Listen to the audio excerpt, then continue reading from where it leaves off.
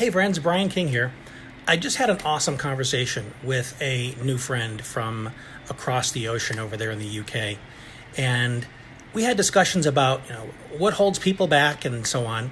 And I related that to the ADHD community, especially myself. I am my foremost point of reference, of course. And one thing that I realized is something that I haven't shared before. And that is one of the reasons why people with ADHD in particular can get started strong, seem motivated out of the gate to accomplish something. Hey there, Tim. But then they fall off, and this is something I've heard from people in my own life that, hey, you do it for a while, Bri, but then you stop doing it. What gives?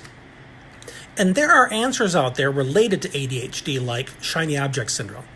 You have good momentum and then something shinier comes along and gets your attention. So you get off track and you forget to come back to it. Or you get started and you're doing great, but then you get confused about where you are or you aren't sure what the next step is, so you just stop. Those are common ADHD related reasons why it might be difficult to keep going. But there's one thing that is common amongst people in general that has nothing to do with ADHD. It just has to do with being a human being. And that's much more around the topic of emotional leverage is what I'm going to call it. That is, let's say there's something that you need to be doing and you're not really that motivated to do it, but it's got to get done.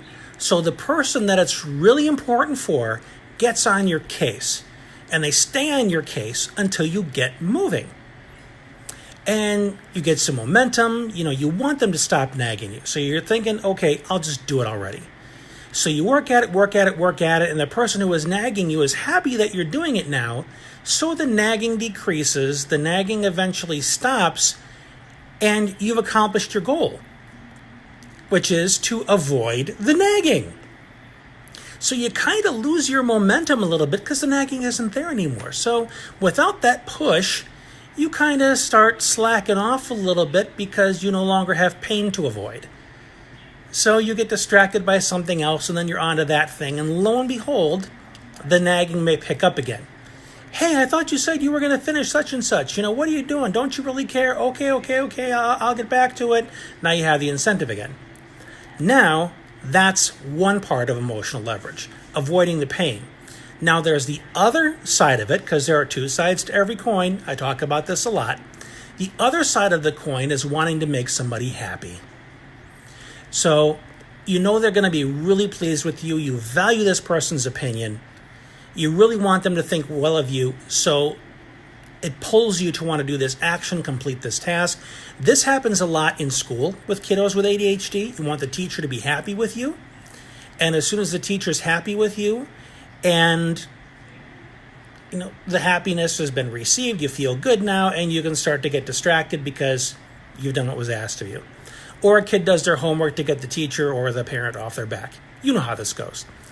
So again, maybe it's an adult, maybe it's a peer, but you want this person to be happy with you. So you do what's requested of you, you do what's appropriate, what's required, and as soon as you now get that positive input, you feel good about yourself, mission accomplished, it's much easier for you to become distracted and do something else. So what do you do about this? Well, accept the fact that this is a reality of being a human being, but be more aware of it. Because the way it sabotages you is that it's not enough. It's not enough to compel you to see it through. It gets you out of the gate strong, it gets you a little bit further down the road, but as soon as that leverage wears off, you fall off the road. So what do you start doing? Well, you start thinking about how can you internalize and value this thing so that you don't get distracted. One thing that can be a little frustrating about people with ADHD, and this is not everybody, of course, this is just many people that I've talked to over the years, and that is the belief that it has to be a preferred task, it has to be fun, or they're not going to do it. This is a lot of nonsense that you have bought into in your own thinking. Adults my age, I'm 48, believe, people with ADHD, they can't do it if they don't enjoy it. Baloney. That is absolutely not true. That is something that has come up in the books and, the literature, the articles, but only you can limit yourself by thinking that that is an absolute criteria. that somebody has to make it entertaining for you or it's a waste of your time. Give me a break and give yourself more credit than that. You can absolutely learn to value something because it benefits someone else, it serves a different purpose. Anybody who says they like household chores, I'd like to meet this person and I'd like to find out what their thinking is behind that, because I could sure as heck use that belief system. But the reality is, you can decide that something is worth your time. You may have to get creative about it, but you can do it. Don't think for 1 second that because you have ADHD, that you are exclusively, what's the word I'm looking for here? Like you got a get out of jail free card with stuff you don't like to do. Well, I have ADHD and people like us won't do things we're not interested in.